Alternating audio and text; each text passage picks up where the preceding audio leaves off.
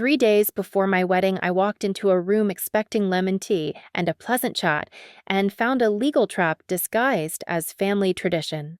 "Sign this now or there's no wedding," his mother said, pushing a thick blue document toward me with a pen that gleamed like a dagger.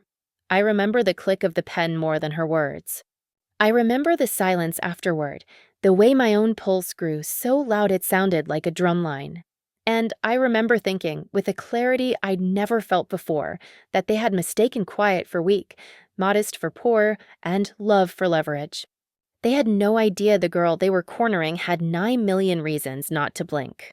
My name is Sophia Williams, and I grew up in a brick bungalow on the northwest side of Chicago, where my parents graded papers at the kitchen table and measured wealth in library cards and summertime thunderstorms.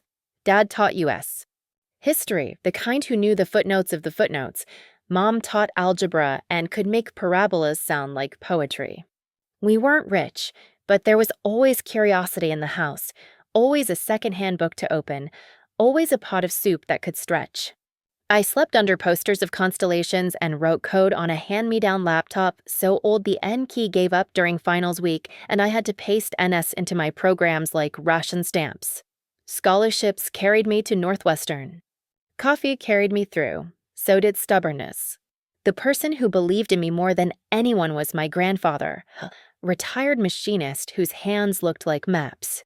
He wore the same wool coat every winter and kept money in places no one checked because he never wanted to be beholden to anyone. Independence is a quieter kind of wealth, he used to say, folding the newspaper just so. When he died my senior year, grief hollowed me out.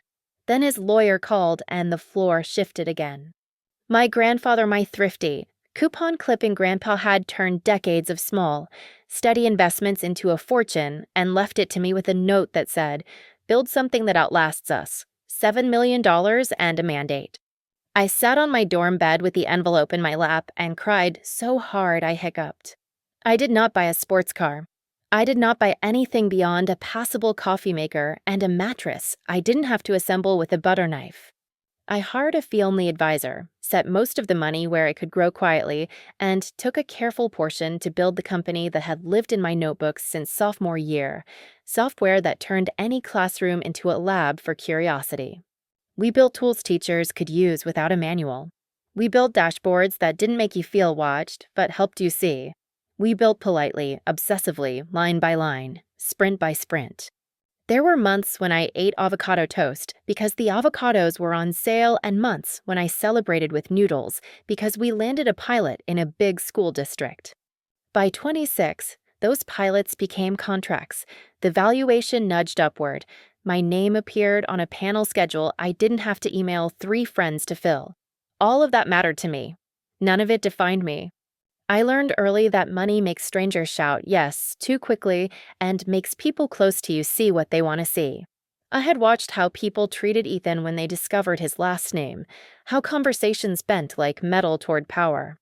So I did a small experiment that became a habit. I lived clean and light. A good apartment with a view of trees, not status. A sensible car I parallel parked myself. A closet that fit in a closet. I never lied, but I didn't volunteer. My parents knew.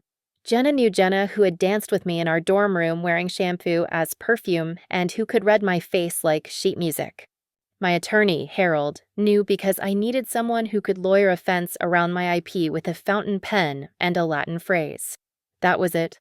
Then I met Ethan at a charity gala where glitter hung in the air like pollen and half the room took photos of their food as if they planned to cross-examine it. My company had donated licenses to a program helping kids catch up after pandemic disruptions, and I was there with a lanyard, a smile, and a stubborn refusal to let anyone shame me for being excited about attendance heat maps. Ethan wasn't like the other tuxedos. He asked the coordinator about reading scores instead of the open bar. He listened when volunteers complained about busing schedules. He laughed at my joke about code comments being the love letters you leave for your future exhausted self. He proposed a picnic for a first date and showed up with sandwiches. He actually made bread warm enough to fog the bag. We ate under cloudless sky and talked until the lawn lights came on, about our teachers, about the way lake water smells before a storm, about cases at his firm where justice felt like a thing with a pulse.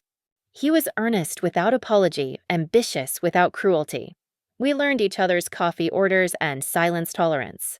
His voice made sense to me. I met his parents 6 months later. The Blackwood estate was the kind you expect to see in a movie where a butler opens a door in Act 1 and a secret drops in Act 3. The lawn looked ironed. The house was all symmetry and money. Victoria Blackwood kissed the air near my cheek and said, "Sophia," like it was a business card. Richard shook my hand for exactly the interval you'd use to seal a deal you didn't quite want. Dinner looked like an ad for plates. Their questions were tiny knives wrapped in napkins. Northwestern is respectable. Did the scholarship cover everything? Your parents both teach so disciplined. Did you find summers challenging? In another life, I might have snapped. In this one, I smiled and said the truth sideways. Ethan noticed some of it. He missed some because we all miss what we've learned to walk around. He proposed 2 years in, on a small boat with a captain who shouted his congrats and then pretended to scan the horizon so we could hold on to each other and breathe. The ring had belonged to his grandmother, emerald, serious, something with a history that didn't require a gavel. We celebrated with takeout that tasted like rocket fuel and fell asleep with our shoes on. Wedding planning rolled toward us like a glacier with a florist. Victoria had opinions like weather. I let her pick centerpieces even though they were taller than a conversation. I let her add 50 of her closest acquaintances who would call me dear and not remember my name by dessert. I only kept the essentials that felt like me, the dress that made me stand up straight without trying, the vows we wrote on hotel stationery because we both liked the scratch of the pen. I should have anticipated the prenuptial ambush. Families like theirs don't hand out keys without checking bank statements. I just didn't think it would be done with such theater. Victoria's invitation sounded soft, tea, a little time together before the joy began. When I arrived, the housekeeper led me past the sunroom where we had sipped lemonade once and into a sitting room that had the energy of a deposition. Richard sat upright like an encyclopedia in a suit. Victoria wore navy and diamonds and a smile that didn't change shape. The tea tray cooled untouched. Richard slid the document toward me as if there were cameras. "It's standard," he said. "Everyone signs one." Everyone meant everyone with a name etched above a door. I read quickly. I always read quickly. Code taught me to see patterns under noise. The prenup wasn't standard so much as medieval. It ring-fenced the Blackwood assets past and future. It treated any property purchased during marriage as already theirs unless Ethan gifted it to me in writing notarized by a Blackwood attorney on a solstice. There was a paragraph that made my stomach drop. It suggested that if my company created anything during marriage, any derivative benefit might fall under family enterprise synergies. Clever words for a hand near my source code. "This is lopsided," I said, flattening the pages to stop my hands from shaking. "It's protective," Victoria countered, the word wrapped in silk. "We're simply preserving a legacy. I'm sure your software project is meaningful to you, but these are multi-generational interests." There it was, the tiny downgrading hum. Project. Meaningful. Not valuable. "When do you need an answer?" I asked. "Today," Richard said. 9 a.m. Would have been best. Noon is workable. 3 p.m. is generous. And if I'd like my counsel to review it? "Our counsel is the best," he said. "But if you insist, we'd still want signature by end of day. We cannot let this linger." "And if I refuse to sign anything today?" I held his gaze. It stopped being a gaze and became a test. "The wedding will be postponed," he said. "We will not proceed without clarity." Victoria put her pen on the document as if she were crowning it. "Don't make this harder than it needs to be, dear," she said. "We want to welcome you properly. Do this quickly and we can get back to joy." I took the packet. I walked out under a sky that had the decency to be gray. By the time I reached my car, my composure cracked. I cried the way you cry when a future dissolves, ugly and shaking. Twice on the drive home, I pulled over because the windshield looked like a watercolor. When I could breathe without counting, I called Jenna. "They gave you an ultimatum," she said, voice rising through the phone like steam. 3 days out? They tried to shove you into signing something that steals your code. They think it's a formality, I said. They think I'll choose their timeline over my spine. You won't, she said. You will call Harold. You will drink water. You will sleep at least a little. And tomorrow morning you will remember who you are. I called Ethan after I stopped trembling. He picked up on the first ring. Sophia, my mother said you left upset. Your parents asked me to sign a prenup by morning or call off the wedding, I said. They implied you knew, silence like a dropped glass. I knew there would be a prenup, he admitted, and each word felt like it was choosing me or choosing habit. I didn't know they'd ambush you. I was going to bring it up, when, I asked. Before I walked down the aisle? During the first dance? I misjudged, he said. It's standard in my family. I thought you'd understand.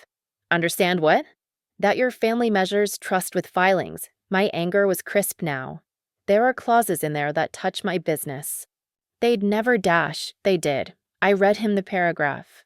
I could hear the shock ripple through him like static. Ethan, where do you stand? With you, he said too quickly, and then slower, braver, with you. But I need to prove it, don't I? You do, I said. After the call, I sat on the floor with the document and my laptop and opened my portfolio like a door. $9 million is a number that can sit quietly until someone tries to tell you you're lucky to be allowed near their china. Numbers don't make you brave, but they do give you choices. I sent Harold a text. He replied with the legal equivalent of rolling up sleeves. Tomorrow, 7 a.m. Bring everything. Harold arrived 10 minutes early because he is a man who lives 4 minutes ahead of time. He wears suits that will still look good in photographs you haven't taken yet. He read the prenup, muttered a Latin phrase that I'm pretty sure translates to, "Are they kidding?" and put his glasses down like he was laying a cornerstone. We won't sign this, he said. We will write one. One that is just. Balanced, I said. Balanced, he echoed, and wrote the word at the top of a yellow legal pad like a promise. For 2 hours, we constructed a document that acknowledged reality without feeding it. My premarital assets protected. His protected. Future earnings, each person keeps what they earn unless explicitly commingled. Marital property shared by default, divided equitably by contribution and need if the worst happens. Intellectual property, mine remains mine, his remains his, joint projects defined explicitly with royalties and usage spelled out so clearly even a court could take a nap. We added sunset reviews to revisit terms if circumstances required. We removed any clauses that smelled like punishment. Now, Harold said, steepling his fingers because he enjoys living up to a stereotype unless lives are on the line. The theater. Where do we present this? I pictured Victoria at the head of her dining room, light hitting her rings, and shook my head. Not on their turf, I said. Lakeview private room. And Ethan, Harold asked, eyes kind. He'd watched me grow from a girl with a backpack to a CEO who still brought her own coffee mug. Are you ready to tell him the part you've kept? I have to, I said. If we're going to build anything worth living in. At 1 o'clock, I met Ethan at Carlucci's, the place where the waiters had learned the rhythm of our arguments and the curve of our reconciliations. He looked older than he had yesterday. Guilt does that. It cuts shadows under your eyes and puts weight on your shoulders you can't deadlift. He reached for my hand, and I let him hold the air above it for a second longer than was polite, because forgiveness, like kneading dough, takes time. We can't marry each other with lies in the walls, I said. So I'm going to tell you something, and you're going to feel things about it, and we're going to let both of those be true. He nodded, bracing. When I say I grew up middle class, I mean it, I said. When I say I'm not dependent on anyone, I also mean that. My grandfather left me an estate. I've invested it carefully. Between that and my company, my net worth is around $9 million. I slid the folder across the table the way Richard had slid his, but without the intent to corner. I'd kept it private to protect it and to see who treated me like a person rather than a portfolio. He stared down and then up and then down again. Relief flashed across his face, and then something like hurt, and then both settled into something complicated and real. I wish I'd known, he said, honest without accusation. So do I said, and we sat in the small ache of that for a moment, like touching a bruise to see if it still hurt. It doesn't change why I love you.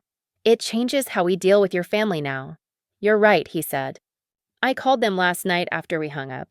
I told them their deadline was cruel and I wouldn't back it. My father called me naive. My mother cried. I didn't stay to watch. I'm proud of you, I said. It felt good to say even with everything else, like finding a light switch in a dark room. I placed the prenup Harold and I had drafted in front of him.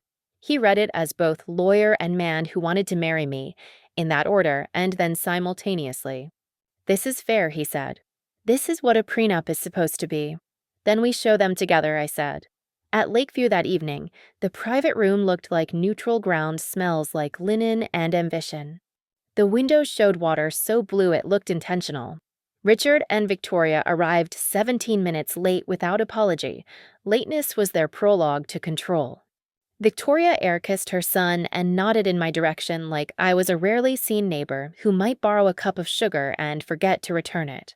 We've reviewed your document, Ethan said before they could take the stage. We won't be signing it. Here's when we will. Victoria's mouth changed shape. Richard's eyebrows climbed and then resettled to their original address. He reached for the papers with the reflexes of someone who trusts paper more than people. When he reached the page summarizing my assets, he stopped scanning and started reading. Victoria didn't bother hiding her shock. 9 million, she said, as if the number were a person who had entered the room without being announced. I don't lead with it, I said. I also don't hide it when it matters. Richard's brain pivoted mid-sentence. You could almost hear the gears shift. We will need to have our counsel review this, he said, and for the first time, his tone suggested negotiation instead of decree. You have until 3 tomorrow, I said, because sometimes borrowed tactics help you breathe.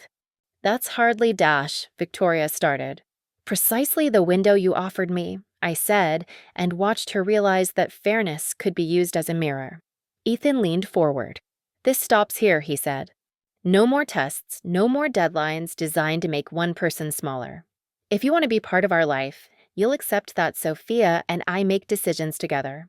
Richard folded the document and slid it back to us like he was handing over a chess piece he had misplayed. 3, he agreed. We'll revert with proposed edits. No one ordered dinner.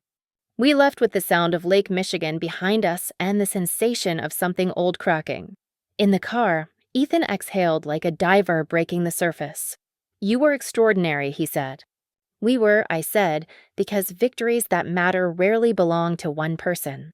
The next day, the Blackwood attorneys sent a document bristling with red lines.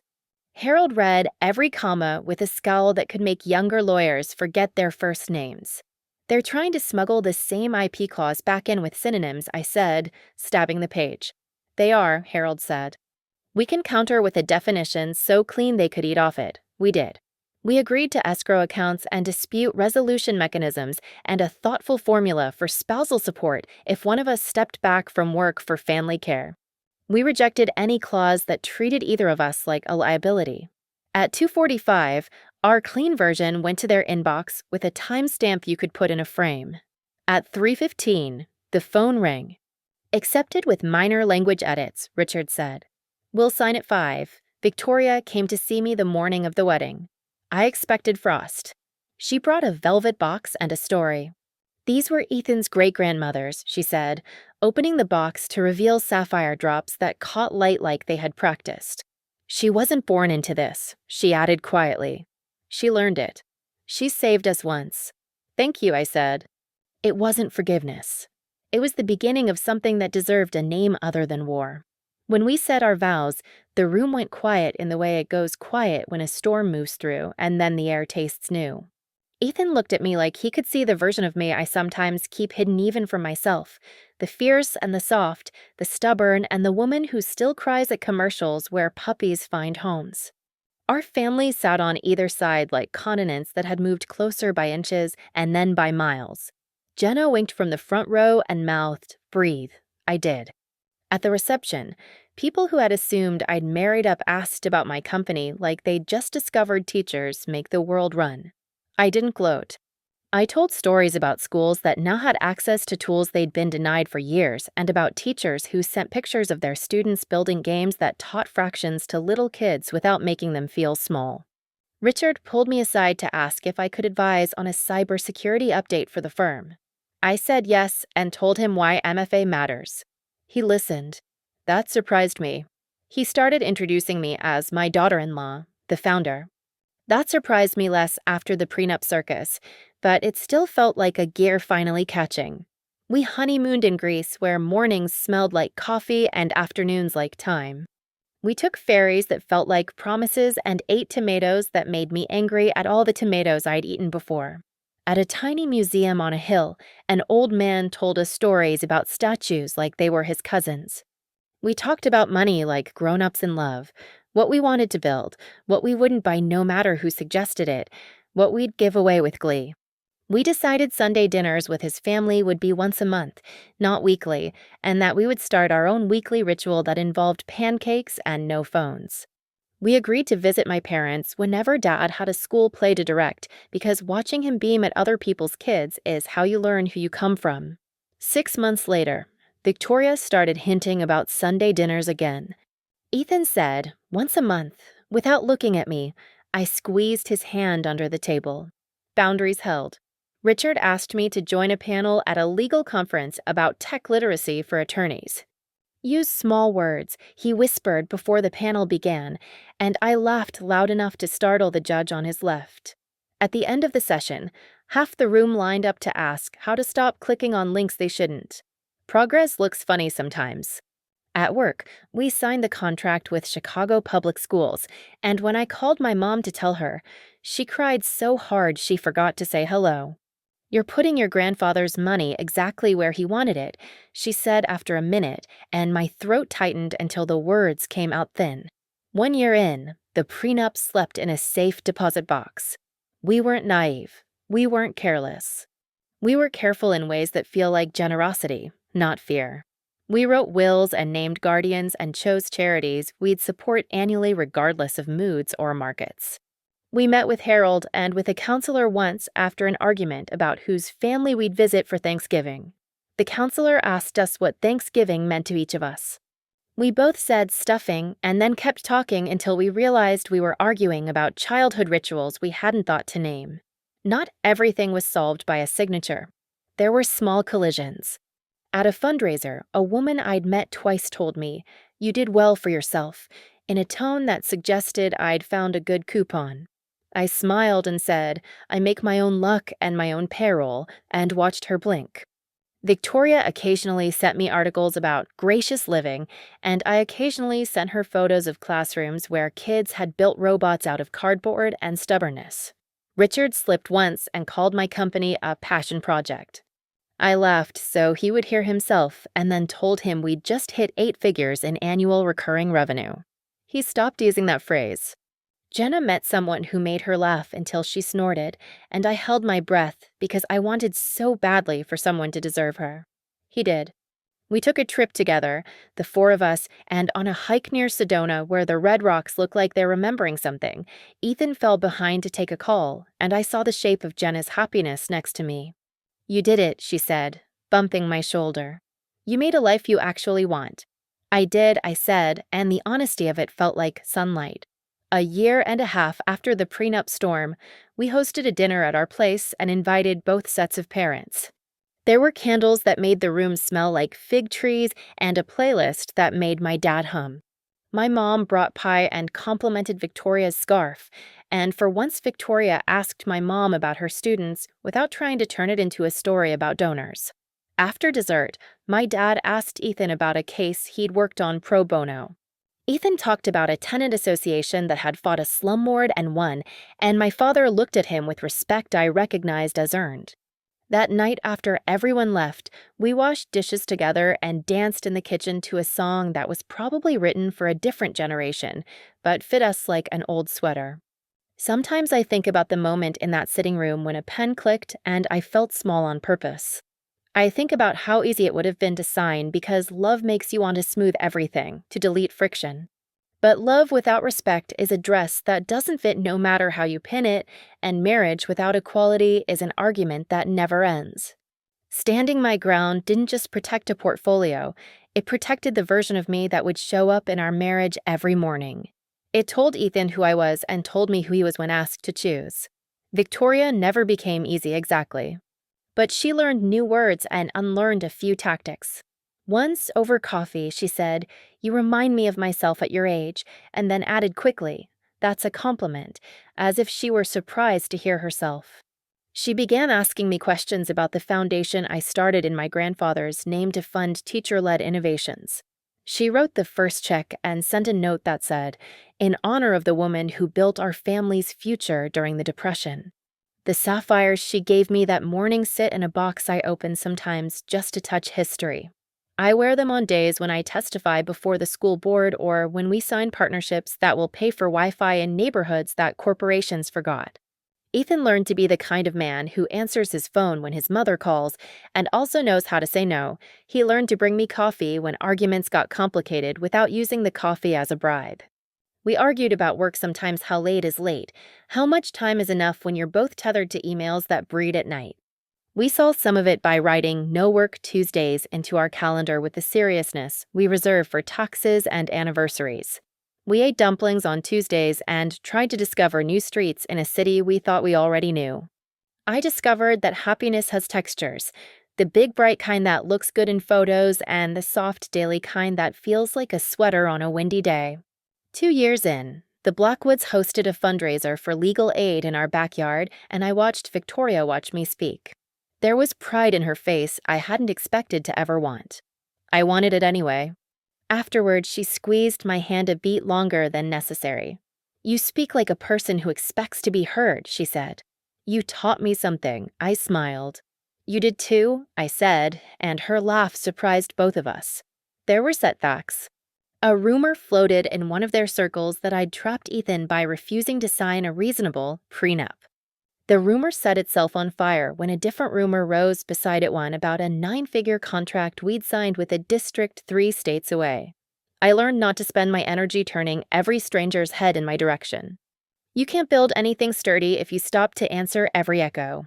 On our 3rd anniversary, we returned to the lake and the captain, who had shouted congratulations if we wanted him to. He recognized us and said, "How's the code?" And it felt like a benediction. We sat on the bow and let the wind ruin my hair, and Ethan said, "I like us," and I said, "Me too," and that simple exchange felt more important than the vows because vows live in a ceremony and "I like us" lives in the dishes and the deadlines. If you're still with me, maybe it's because you've been underestimated too. Maybe someone mistook your quiet for empty, your modesty for lack. Maybe they waited until you were deep in love to slide a document toward you and ask you to be less. If so, hear this from me like you'd hear it from a sister. You're allowed to take up space. You are allowed to require fairness. You are allowed to say no to timelines that compress your dignity. You are allowed to reveal your worth on your own terms. You can choose partnership that feels like standing on solid ground rather than balancing on someone else's conditions. The day they tried to force my hand, I learned that love without leverage games is possible, but only if you bring your whole self to the table and ask the other person to do the same. I learned that money can be a weapon or a shield, and that the same number that tempts people to cut corners can fund classrooms where kids learn to build bridges across them.